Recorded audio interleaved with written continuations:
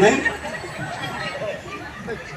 मी कुठे सांगितले पण तुम्हाला हे तुमच्या गुरुवारची यंदा काय गंमत होती माहिती का? चौथा गुरुवार 26/12 होता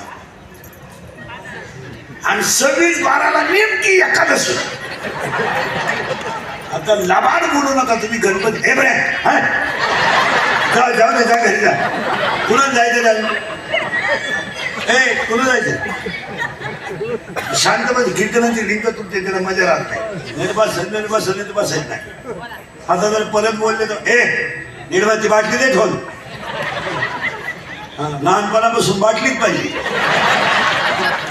विठाला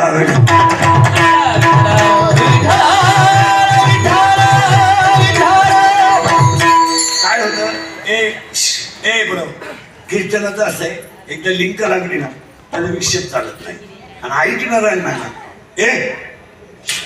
ऐकणार नाही ना कीर्तन बाहेर नाही गेलं पाहिजे कीर्तन आत गेलं पाहिजे मग माझ्या.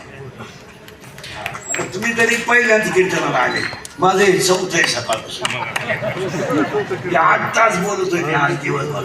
आता 2-2 तास म्हणलं तरी 8 तास उभा आहे.